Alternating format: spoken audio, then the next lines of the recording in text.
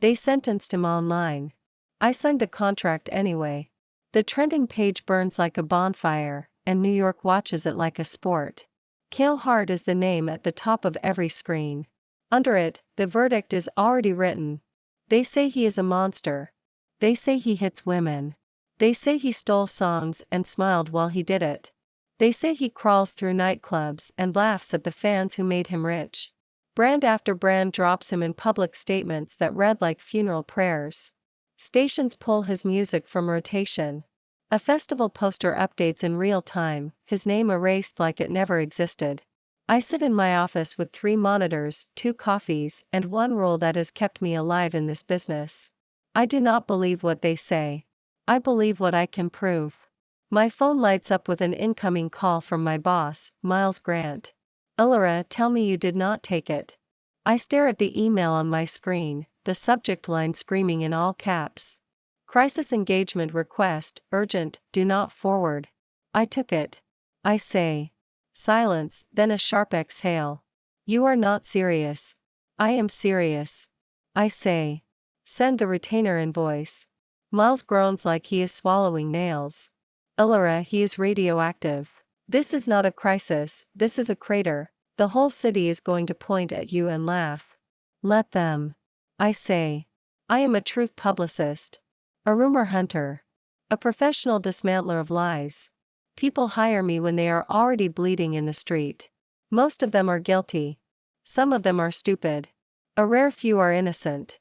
The file on Cale Hart looks like a death sentence stacked in neat little boxes.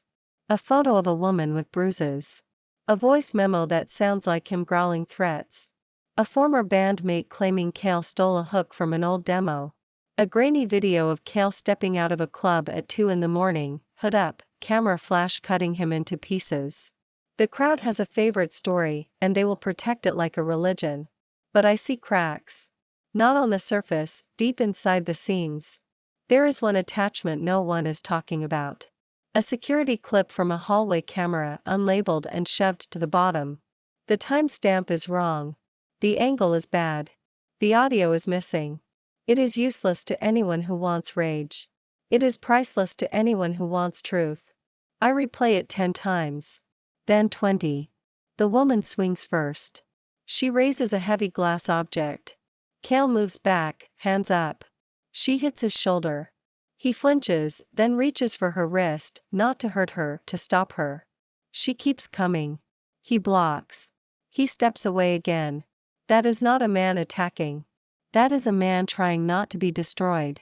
My stomach tightens. My hands go cold. My mind turns sharp. Someone edited the story before the world saw it. Someone decided Cale Hart should die in public. I do not know him. I do not like celebrities. But I hate manufactured blood more than I hate fame.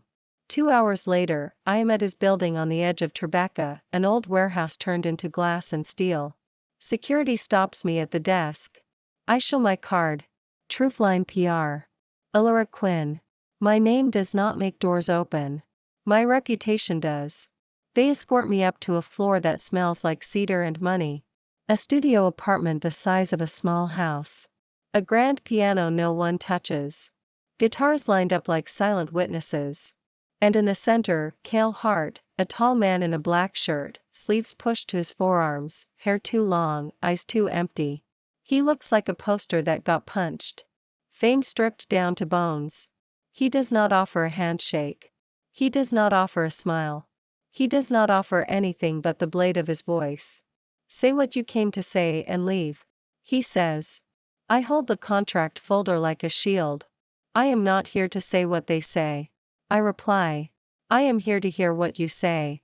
His mouth twitches, not amused, not angry, just tired.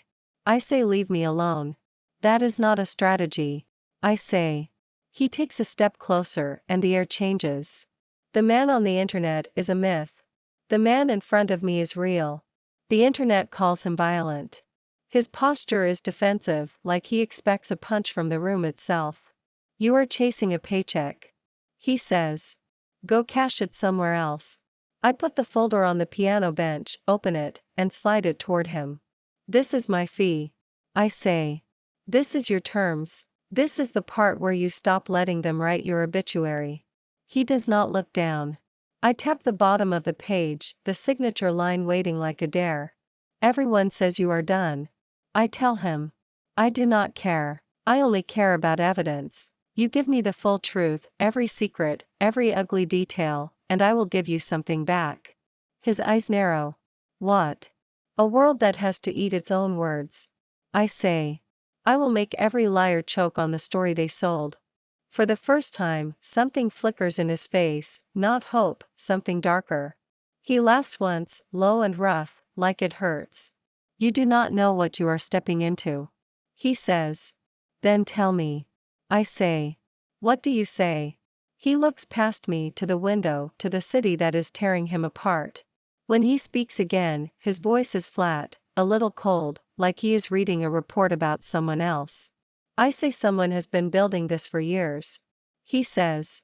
They changed files. They bought witnesses. They wiped cameras. I tried to fight it, and it got worse. So I stopped. I let them bury me. I feel the room tilt. Years.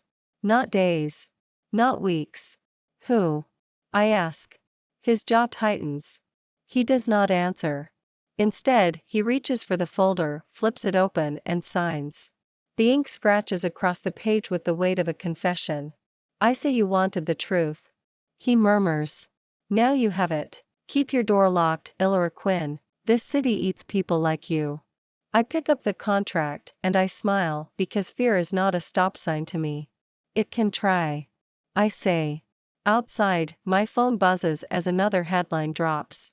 Kale Hart seen with mystery woman, PR fixer confirms secret deal. They say I am about to ruin my career. I say let the game begin. I did not polish his image. I cracked the lie. By the next morning, every newsroom wants a comment. I give none. I do not feed the beast. I starve it. Kale does not text. Kale does not call. He sends one message at noon, 5 words that land like a warning. Do not trust anyone around me. I am already there. Truth work is not romantic. It is forensic. It is a spreadsheet stained with human spite. First target the abuse allegation. The accuser is named Sienna Vale, a former model with a talent for crying on camera. Her story spreads fast because it is simple. Bad man hurts pretty woman. That story sells itself. I request the medical records through legal counsel. Her lawyer delays. Her friends leak photos instead. Bruises. Red marks. A tearful face under studio lighting.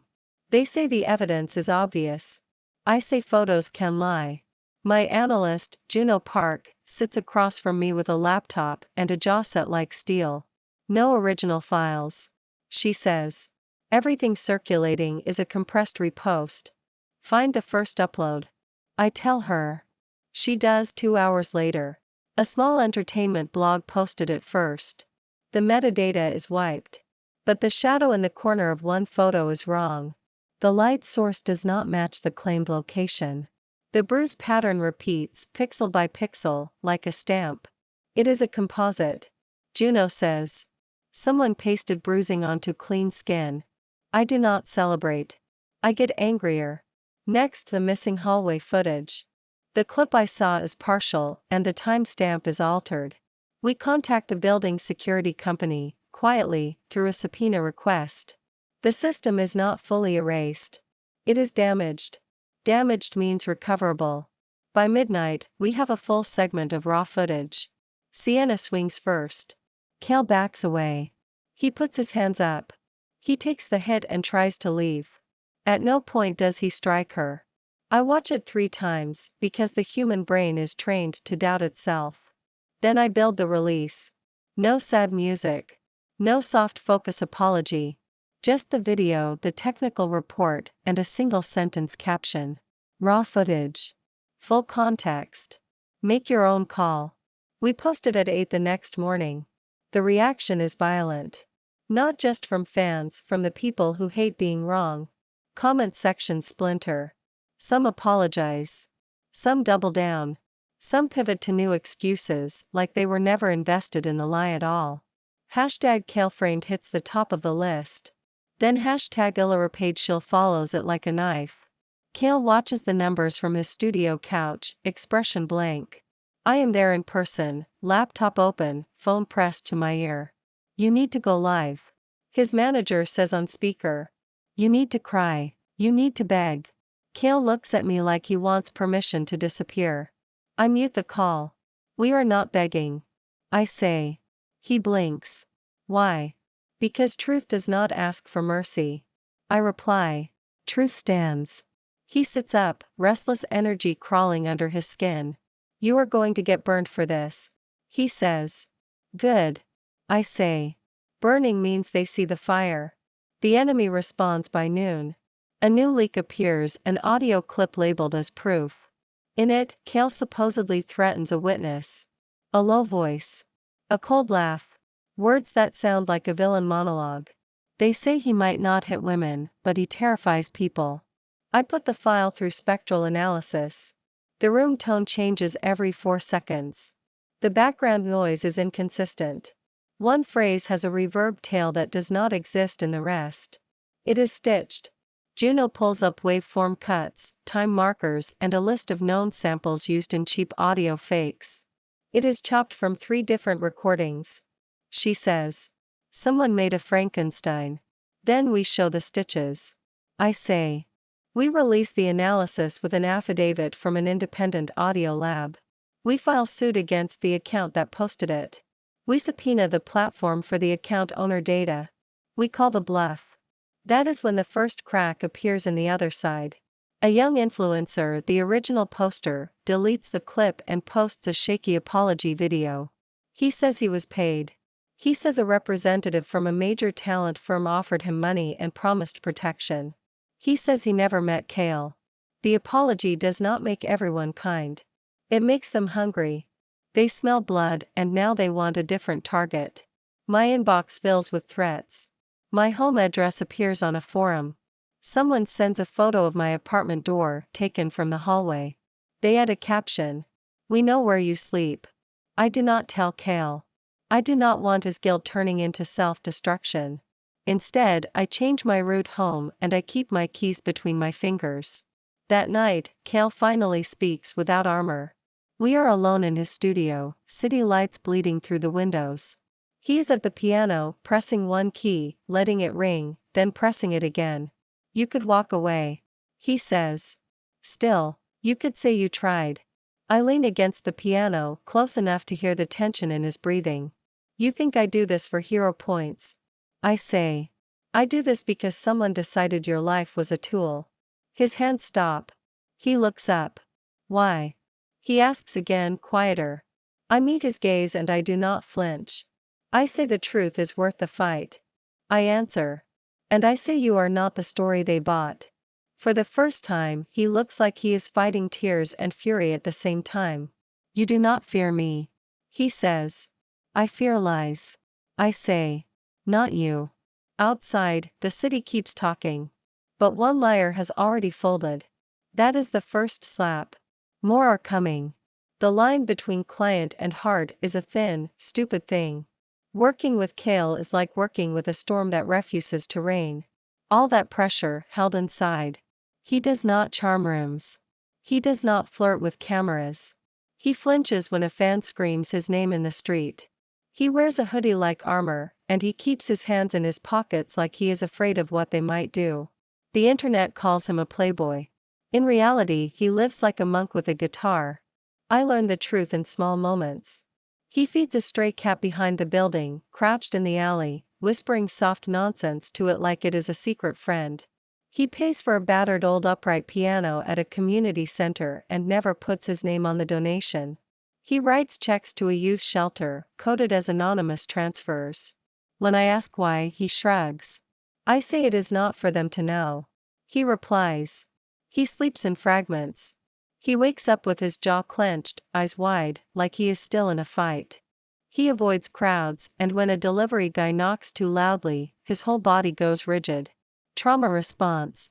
Juno says after one late night meeting. From what? I ask. Kale does not answer questions he does not want to answer. He answers with music. A melody half finished that makes your ribs ache. A lyric scribbled in a notebook, scratched out, rewritten, scratched out again. I am not supposed to care. Clients are cases. Cases end.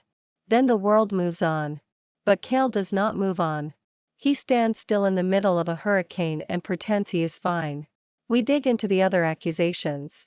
The stolen hook, the alleged plagiarism. The former bandmate, Nolan Pierce, speaks on talk shows with a practiced smile. He says Cale stole from him, then cut him out. He cries at the right moments. He says he is heartbroken. They say Nolan is the victim. They say Cale is the thief. I say show me the files. Cale has a folder of early project drafts, raw sessions, time-stamped exports from his music software. He hands them to me without looking at my face. Like handing me a weapon might make him guilty of violence. Juno sorts the data and builds a timeline.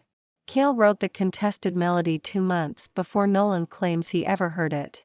Nolan has no raw files. He has only a polished clip, suspiciously clean. Cale has messy work, mistakes, versions, hours of imperfect proof.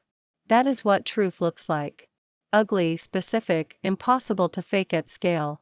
We prepare the next release, but the threat level rises. A black SUV idles outside my office for 3 days.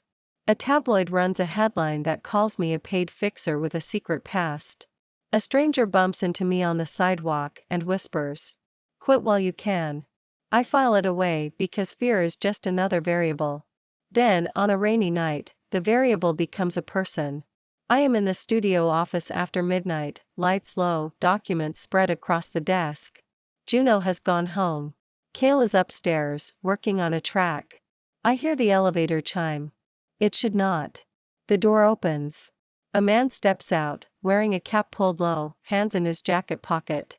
Behind him, a second man, bigger, shoulders squared. My body goes cold. Building is closed. I say, keeping my voice steady. The first man smiles like he has all the time in the world. Elora Quinn. He says. We just want a conversation. I reach for my phone under the desk. He notices. His smile fades. You are making a lot of noise. He says. Noise can get you hurt. He steps closer. The bigger man blocks the hallway. I say leave. I tell them. The first man laughs. You do not get to say anything. You are hired help. You should know your place.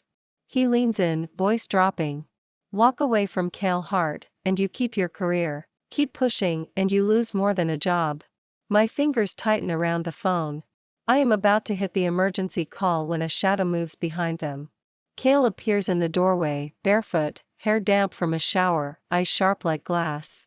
He is not carrying a weapon. He does not need one. His presence alone changes the temperature of the room. Get out. He says. The first man turns, surprised to see him. Cale steps forward, placing himself between me and them without looking back. His shoulders are tense. His hands are open at his sides, ready, controlled. They say he is violent. What I see is restraint that costs him everything. The bigger man shifts. Cale does not move. His voice drops lower. I say you touch her, and you will regret the day you learned my name. He says. The first man scoffs, but it is a nervous sound. He backs toward the elevator. This is not over. He says, and the doors swallow him. When they are gone, the room exhales.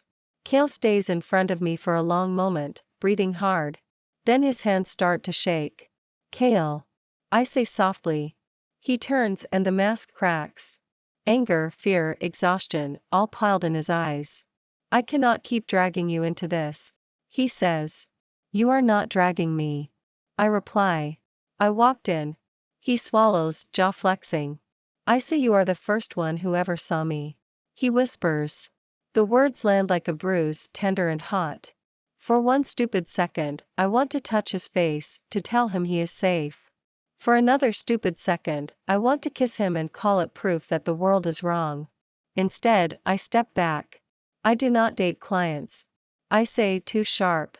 His expression closes like a door. Good. He says. I do not need that. The lie in his voice is almost as loud as the city outside. After he goes upstairs, I sit alone and stare at the caseboard on my wall. Photos, names, connections, and one new piece that does not fit the pattern of random trolls and paid influencers. A corporate seal on a transfer record. A private equity firm that keeps showing up in the payments. A last name attached to the signature, old money, old power. Heart. Kale does not have enemies on the street.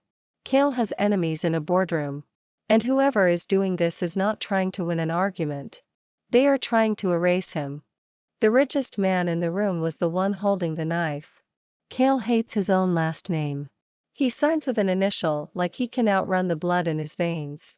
When I bring him the evidence, he goes still. We are in his kitchen, the kind no one cooks in. I lay out bank transfers, shell accounts, and a talent firm tied to a larger parent company. All roads lead back to one family office. Your half-brother. I say. Kale stares at the pages like they are a coffin lid. Do not say his name. He mutters. This is not random. I reply. Someone is funding every hit piece, every fake witness, every edit. He is buying the story. His hand grips the counter. Rowan Hart. He says at last. He runs Hartwell Entertainment. He runs everything. They say Rowan is a visionary. I say he is a strategist with no conscience. Kale gives me the history in fragments. A mother who worked 2 jobs and died too young. A father who showed up when Kale was already famous, offering family in exchange for control. A dinner where Rowan shook Kale's hand like a partner, then leaned close and whispered a threat. He said the family brand needed a clean face. Kale recalls. He said I could be that face if I obeyed. And if you did not? I ask. He said he would take everything that made me valuable. Kale answers. He said he would make me uninsurable. I think of the brands dropping Kale in unison. The festival erasing his name. The platforms burying his tracks. Why now? I ask. Why push this hard? Kale reaches into a drawer and pulls out a battered flash drive. He places it on the counter like it is a live wire. My mother left one song. He says. A melody she hummed when she was tired. It is mine, my last piece of her. His voice tightens. My father promised it would anchor the rights portfolio. Rowan wants it because he thinks it is leverage. I refused. So Rowan decided to crush him. We build the case like a prosecutor. Calls between Rowan's fixer and paid posters. Emails that instruct outlets on what to publish. A doctor who wrote Kale a prescription that did not match his diagnosis. A consulting payment to the doctor from a Hartwell subsidiary. They drugged you. I say. Kale looks away. I say I was weak. He replies. No. I snap. I say they made you weak on purpose. Rowan contacts me next, polite on the surface, sharp underneath. A private dinner invite. A promise to clear misunderstandings. I refuse. The refusal becomes pressure. A stranger asks my building about my schedule. A silent call at night. A message with a photo of Kale at his piano, taken through glass. Rowan is watching. I drive straight to Kale. He opens the door, sees my face, and panic flashes through his control. Then you have to go. He says, harsh. Now, I will handle it. You cannot handle a machine alone. I reply. He tries to save me by cutting me. I say you are nothing. He spits. You are replaceable. I do not need you. The lie is loud in his eyes. I breathe in and the truth in me hardens. I say we fight together. I reply. You can hate me later. Right now we win. Kale's shoulders drop, like he has been carrying a boulder alone. Then he nods once. War. We put the truth on a stage and the world had to watch. You cannot out-whisper a smear campaign. You cannot out-apologize a lie funded by millions. You have to out-prove it. So I build a spectacle, not for drama, for control. If the world wants a trial, I will give them one, on my terms. We rent a media hall near Times Square, with enough cameras to feed every outlet at once.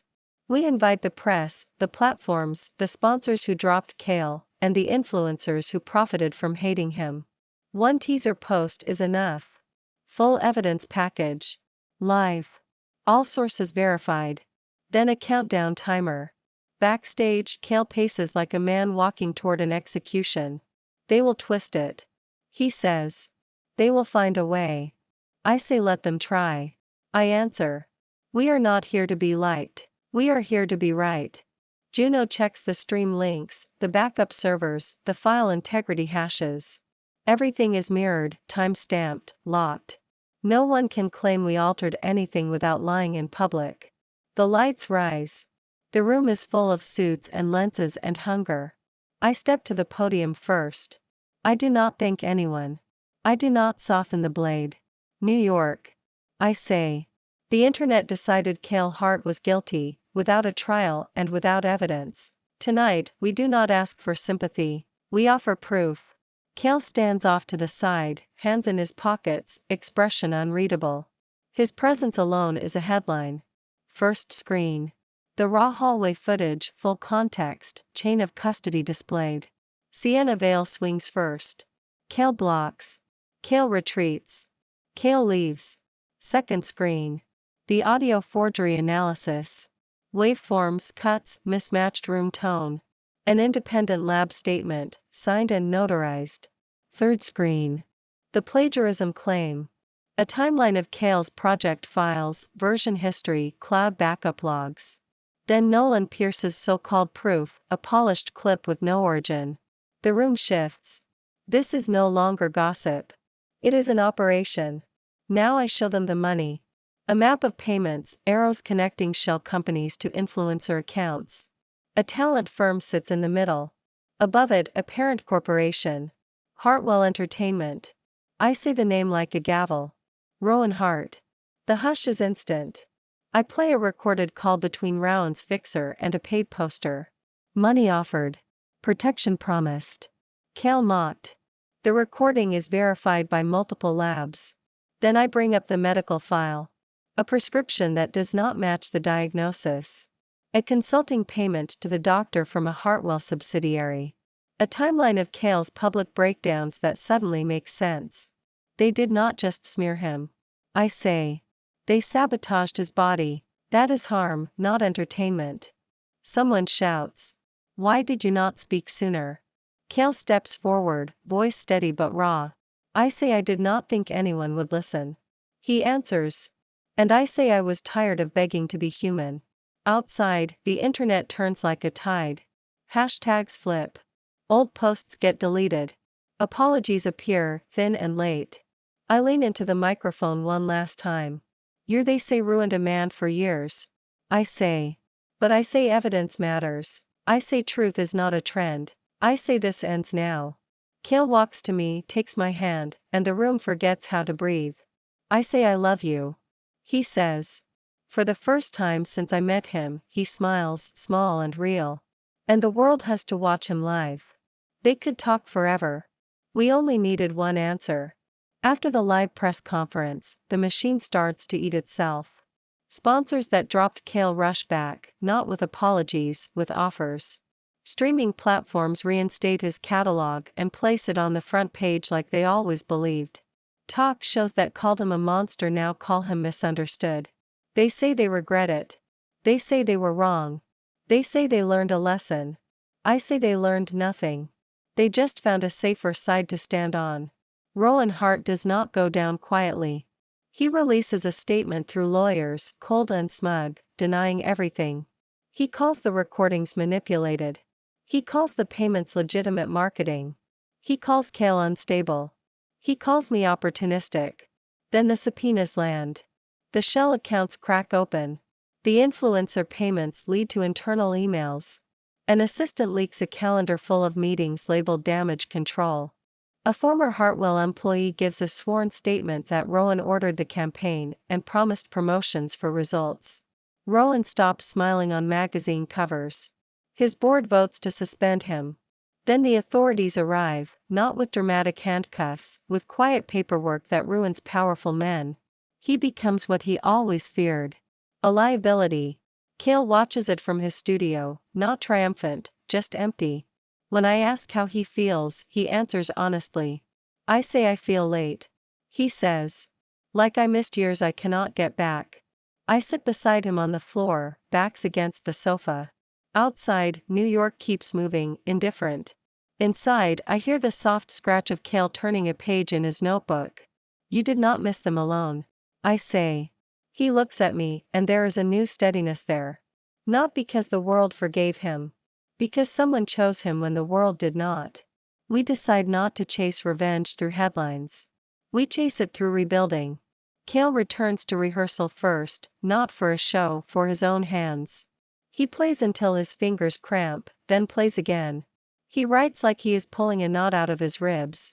One afternoon he sets a sheet of paper on the piano and slides it toward me.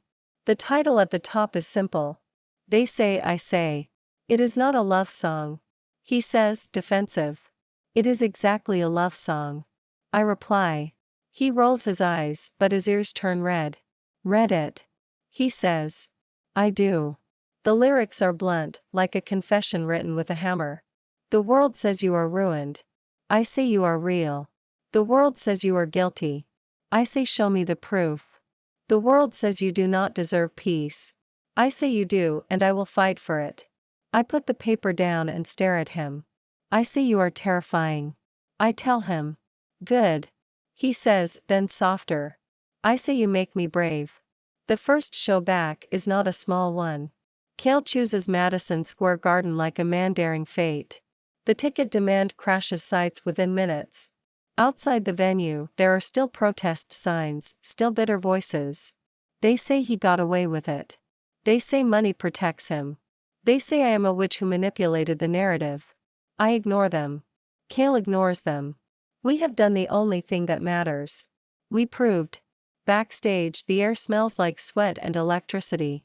Cale stands in front of the mirror, adjusting his in-ear monitor. His hands tremble, just a little. You do not have to do this. I say. He meets my gaze. I say I do. He answers. If I hide, they win forever. The stage manager calls 5 minutes. The crowd roars like the ocean. Cale takes my hand. For a second, he is not a star.